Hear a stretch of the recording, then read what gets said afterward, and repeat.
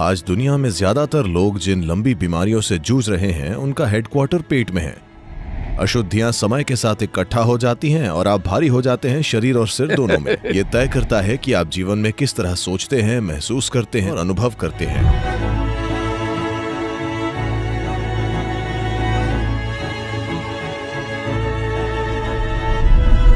मैं दरअसल उत्सुक हूँ पानी पर उपवास या लंबे समय के लिए उपवास करने के बारे में जानने के लिए। देखिए, आप सीधे खाने की बात पर आ गए। ठीक है, उपवास खाना नहीं, अच्छा है। ये खाने का उल्टा है। ये तो खाने से दूर रहने के बारे में है। क्या इससे हम खुद को रीसेट कर सकते हैं? और क्या खाने के साथ हमारे रिश्ते को लेकर फिर से तालमेल में आ सकते हैं? देखिए, ये लॉस एंजलिस में हुआ था। एक दिल का सर्जन अपनी कार, वो अपनी फोर्ड मस्टैंग से थोड़ा प्रभावित था। वो उसकी कार थी और वो उसे लेकर थोड़ा उत्साहित था और एक दिन वो थोड़े झटके खाने लगी। तो वो उसे लेकर मैकेनिक के पास गया और बोला, कोई समस्या आ गई है, कृपया इसे ठीक कर दीजिए। उसने कहा, ठीक है डॉक्टर, कल सुबह आना, ये तैयार मिलेगी। अगले दिन सुबह काम पर जाने से पहले वो वहां गया, पर कार तैयार नहीं थी।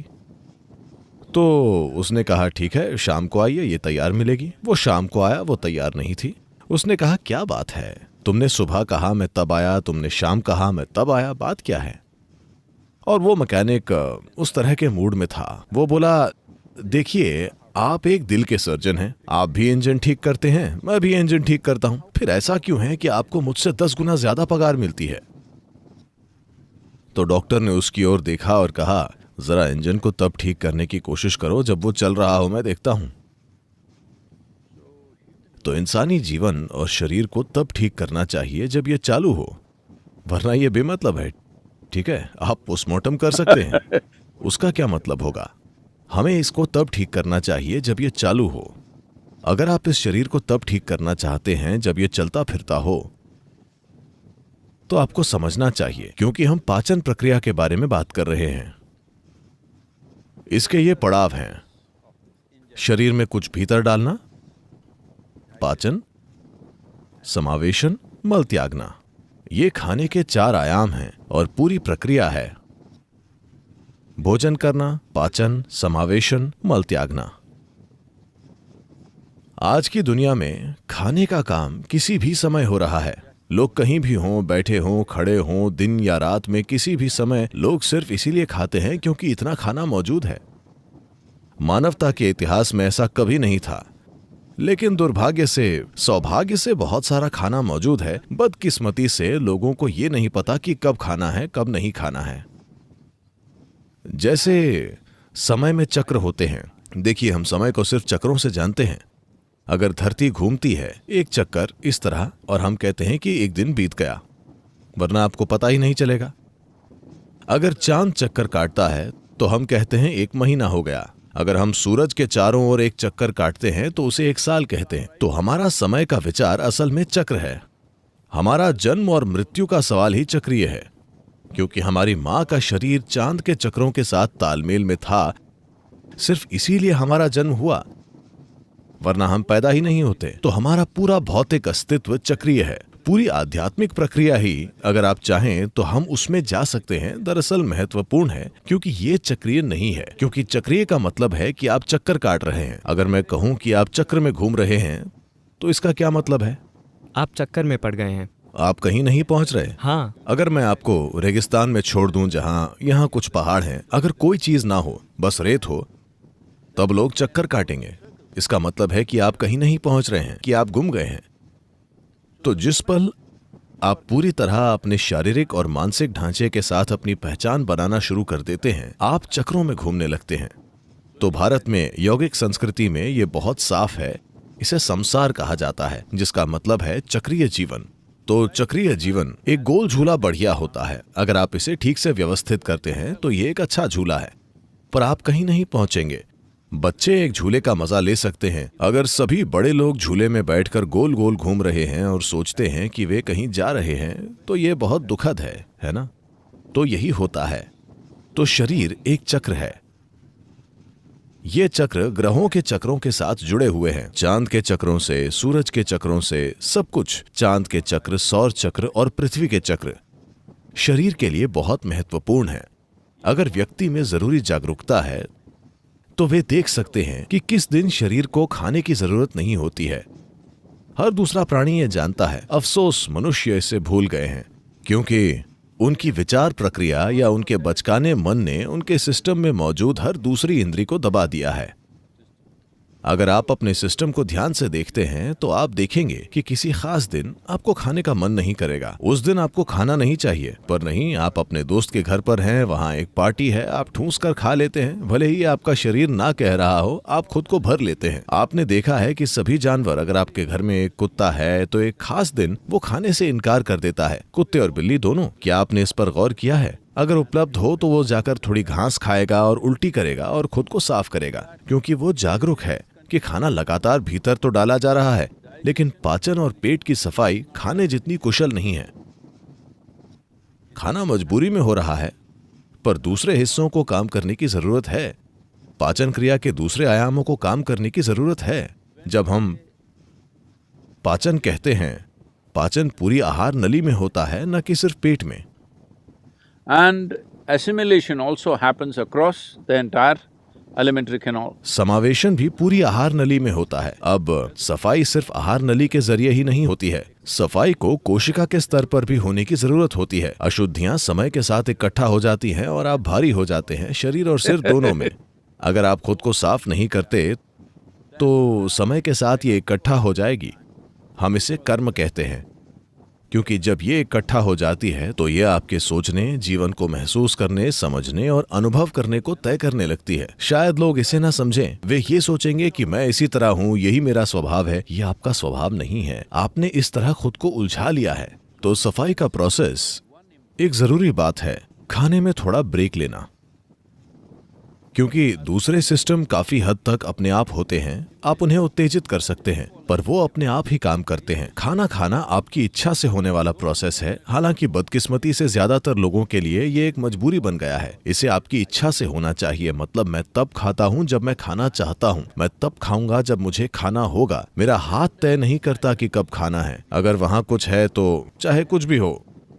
पता है, लोग हर समय यही कर रहे हैं। I relate. मेरे ख्याल से अगर हम अच्छी चॉकलेट्स आपके पास रख दें तो आपका हाथ उन्हें खाएगा, आप नहीं। इसलिए खाना एक जागरूक प्रक्रिया होना चाहिए। इस जागरूकता को लाने के कई तरीके हैं। एक है उपवास करना। यूं ही खुद को खाना और पानी ना देने से सिस्टम को नुकसान हो सकता है। आपको जरूरी साधना से इसका सहयोग करना चाहिए। अगर आपके पास जरूरी साधना है तो खाने की जरूरत कम हो जाएगी। देखिए, हमारी ऊर्जा सिर्फ खाने से नहीं आ रही। सूरज की रोशनी, हवा, पानी। असल में अगर आप यौगिक विज्ञान में हम कहते हैं कि अगर आप सचमुच में सिस्टम को ठीक रखते हैं तो आपकी 60 से 70% ऊर्जा इन 3 कारकों से आनी चाहिए। सूरज की रोशनी, हवा, पानी। बाकी 40% खाने से आनी चाहिए।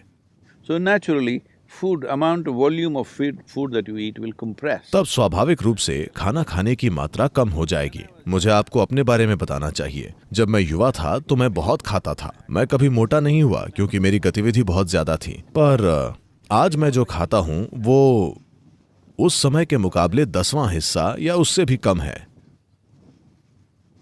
19 की उम्र से लेकर आज तक मेरा वजन उतना ही वजन है जितना 19 साल में था। बस एक बात यह है कि उस वक्त सारा वजन मेरे कंधों में था।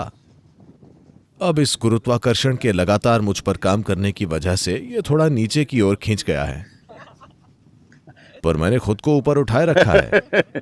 तो उपवास को एक प्रक्रिया के रूप में जरूरी समझ के साथ करना चाहिए। अगर लोगों में उतनी जागरूकता नहीं है, भारत में हमने चांद के चक्र का 11वां दिन तय किया है जब आपको उपवास करना चाहिए। अगर आप उपवास नहीं कर सकते तो आप कुछ बहुत हल्का लेते हैं। इसे फलाहार कहा जाता है। इसका मतलब है आप सिर्फ फल खाएंगे, क्योंकि फल ऐसा पदार्थ है जो लगभग 90% पानी है और आपको पानी को खाना चाहिए, पीना नहीं चाहिए। ये यौगिक विज्ञान है। जहां तक मुमकिन हो आपको पानी खाना चाहिए। आप जो भोजन कर रहे हैं उसे लेकर आपको हमेशा जागरूक रहना चाहिए कि उसमें पानी की मात्रा कितनी है। जैसे अगर आप दक्षिण भारतीय में भोजन करते हैं, मैं पके हुए भोजन की बात कर रहा हूं, अगर आप वो खाते हैं उसमें बड़ी आसानी से 60-70% पानी होगा। दरअसल ज्यादा, कुछ खानों में तो ये और भी ज्यादा है। पर अब आप यहाँ जो खाना खा रहे हैं, आप ब्रेड खा रहे हैं जिसे शायद 1 महीने पहले बनाया गया था। क्या ये कम से कम है? यहाँ तक कि ऑर्गेनिक दुकानों पर भी ये 1 महीने या कम से कम 1 सप्ताह पुरानी होती है। कोई भी वहां जाकर ताजा ब्रेड नहीं लाने वाला। और वैसे भी जिस तरह ब्रेड को बेक किया जाता है उसमें पानी नहीं होता, बहुत बहुत कम पानी होता है। और बिल्कुल आप उसकी कमी पूरी करने के लिए साथ में कोका कोला की 1 बाल्टी या वैसा कुछ रखते हैं। Right? मैंने 1 बाल्टी कहा। 1 बाल्टी? ये तो बहुत ज्यादा Coca Cola. Where is this big? ये होता है, ये इतनी बड़ी है, पर ये उस तरह काम नहीं करता।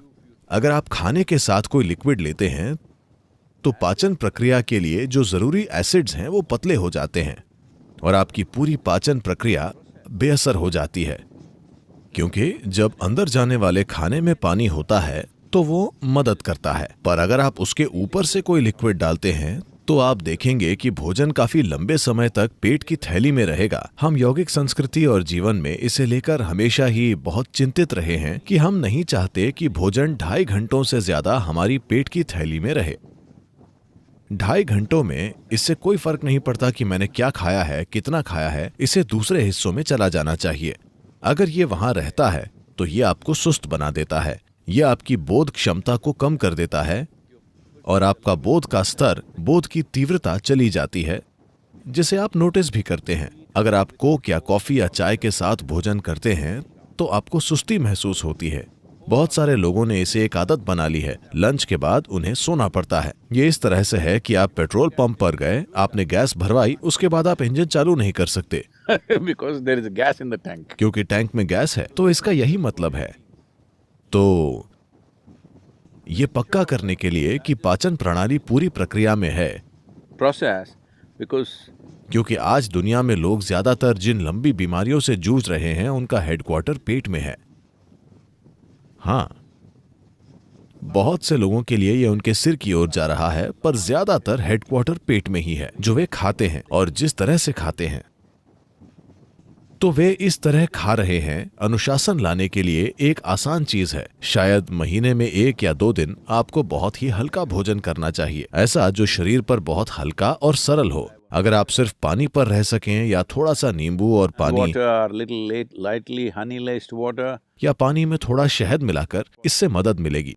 पर अगर ये आपके लिए मुमकिन ना हो तो आप थोड़े फल या ऐसा कुछ ले सकते हैं जो सिस्टम पर बहुत बहुत हल्का हो। सोच पाचन प्रक्रिया और समावेशन प्रक्रिया को आराम देने का है, ताकि बाकी का शरीर कोशिका के स्तर पर सफाई शुरू कर सके। इसे सारी अशुद्धियों को बाहर निकाल फेंकना चाहिए।